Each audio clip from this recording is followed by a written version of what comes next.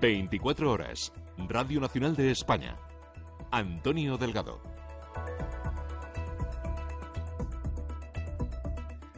Pasan 33 minutos de las 8, de las 7 en Canarias. Spain is different. España es diferente, decía el lema del franquismo para intentar atraer turistas. Esa idea, la de que somos diferentes, ha enorgullecido o apesadumbrado a los españoles, según se mire.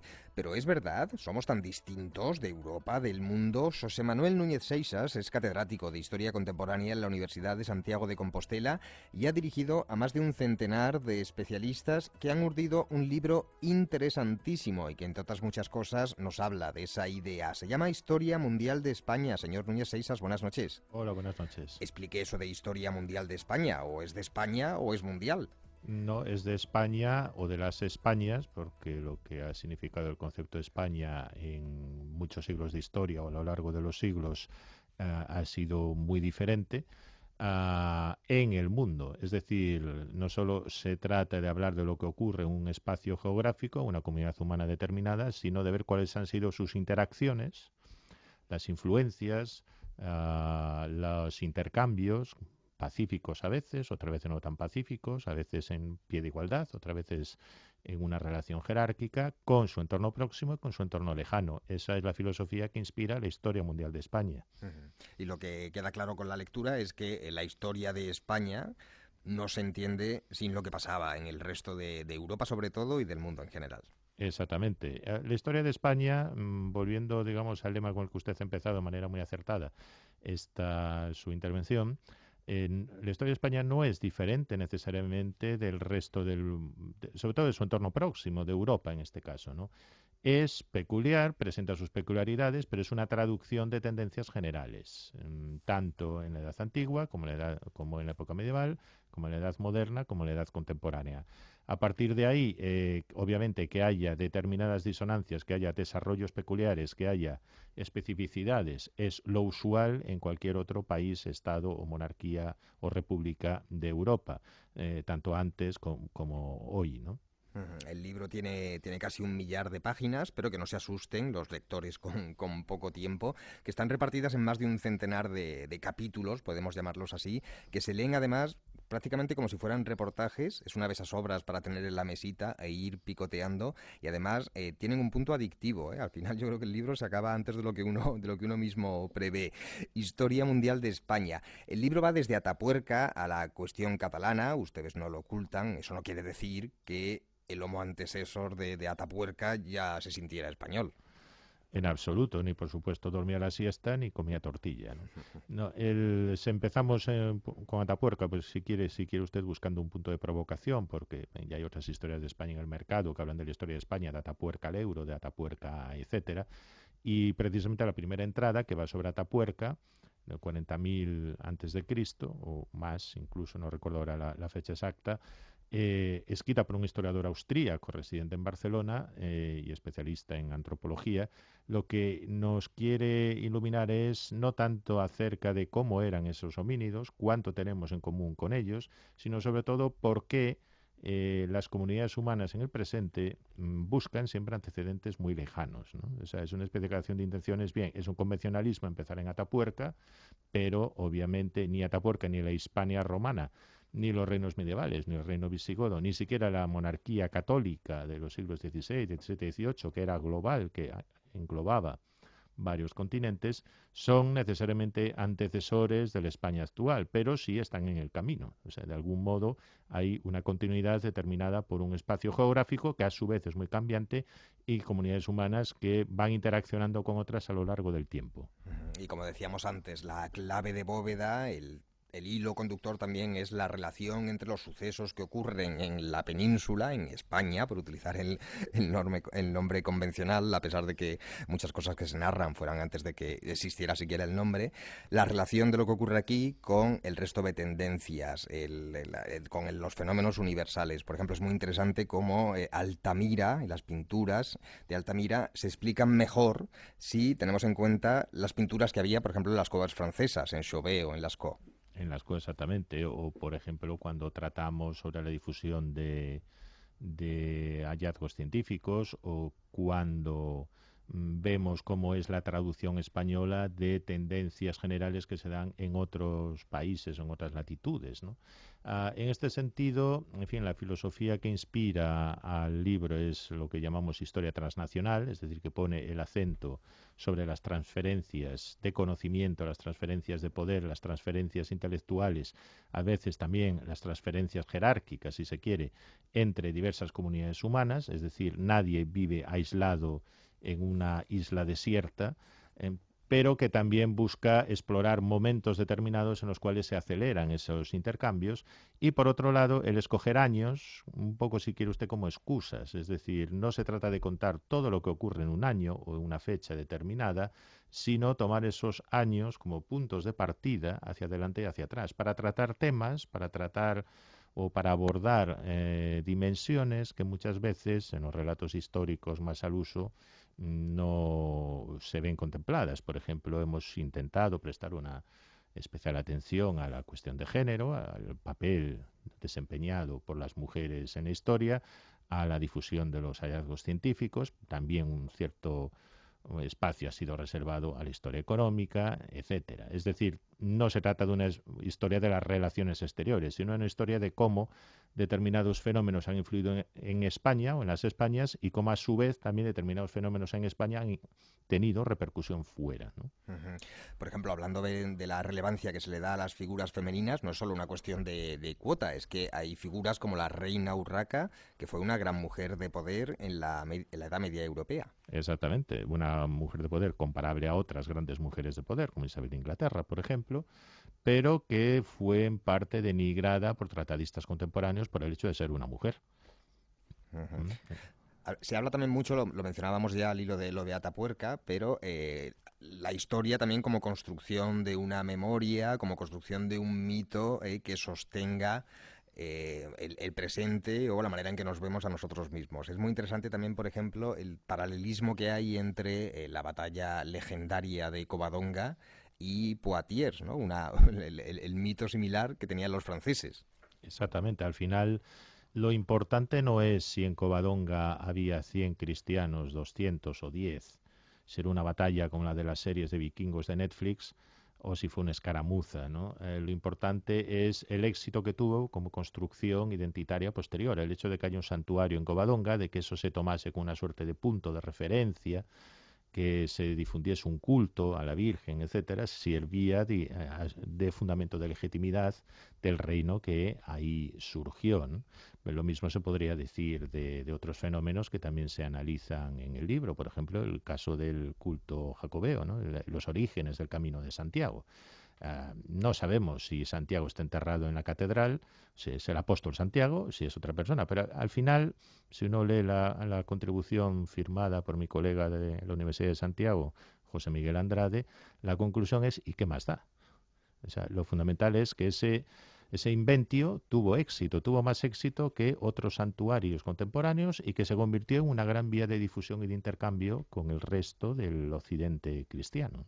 Hay otro tipo de, no sé si de inventos, pero sí de lecturas de alguna forma partidistas de acontecimientos del pasado que sirven, como decimos, también para alimentar el mito nacional o los mitos nacionales, si podemos hablar en esos términos en España. Mencionábamos antes Covadonga.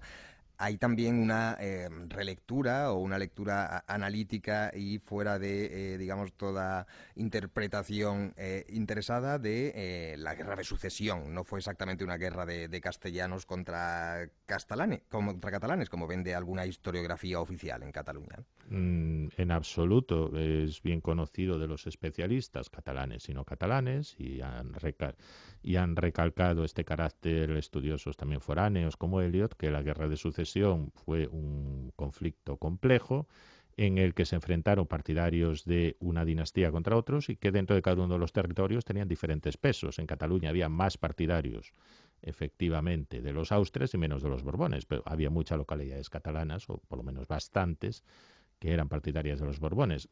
El mismo cuento se puede aplicar a otros conflictos y a otros momentos que en el relato histórico nacional, sea español, o en los relatos periféricos, suelen tener un papel muy destacado. Por ejemplo, la guerra de la independencia, o sea, la guerra antinapoleónica, tuvo facetas de guerra civil. Había muchos afrancesados que eran profundos patriotas. El hecho, por ejemplo, el dramaturgo Fernández de Moratín, que aparece también en una entrada firmada por Antonio Calvo, ¿no? Cuando Moratín vio el mar, es decir, el Moratín fascinado por la Revolución Francesa, por el mundo de deliberación política que encuentra en las calles de París, cuando viaja allí a finales del 18, y que no puede expresar en las cartas debido a la censura, ¿no? Y que después acaba siendo un afrancesado, curiosamente, pero porque quiere lo mejor para su país o los orígenes del reino de Navarra, ¿no? En absoluto se trataba de indómitos vascones que no se dejaban invadir por nadie, era una especie de estado tapón al servicio, si se quiere, del califato de Córdoba. Uh-huh. Y además siempre con esa idea de que todos esos acontecimientos no se explican sin el contexto europeo. Lo vemos también cuando se narra la batalla de Múlver, la gran victoria de Carlos V contra los herejes alemanes, y vemos que quienes se enfrentaban allí eran en el fondo unas dinastías entrelazadas unos a otros. Voy a hacer una metáfora muy burda y usted me corregirá, pero no estaba tan lejos de la Unión Europea. Europa ya existía como espacio político. Lo que ha cambiado es un poco la manera de organizarla, pero siempre ha sido el contexto europeo. Siempre ha sido un contexto europeo, lo que pasa que un contexto europeo que a su vez, digamos, mandaba sobre buena parte del mundo.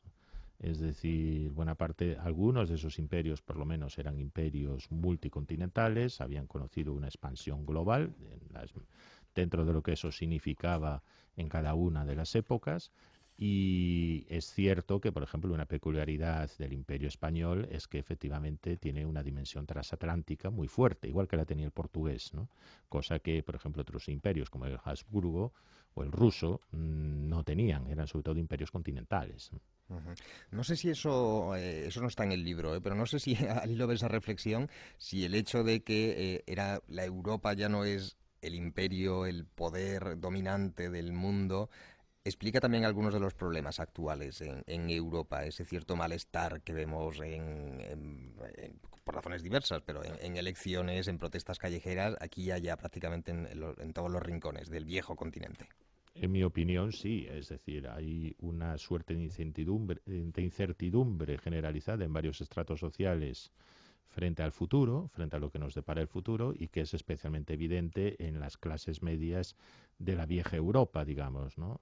Europa antes dominaba, inventaba e inspiraba, ¿no? Dominaba el mundo, era la cuna del progreso científico y donde se producían los avances, y además era donde se generaban las ideas.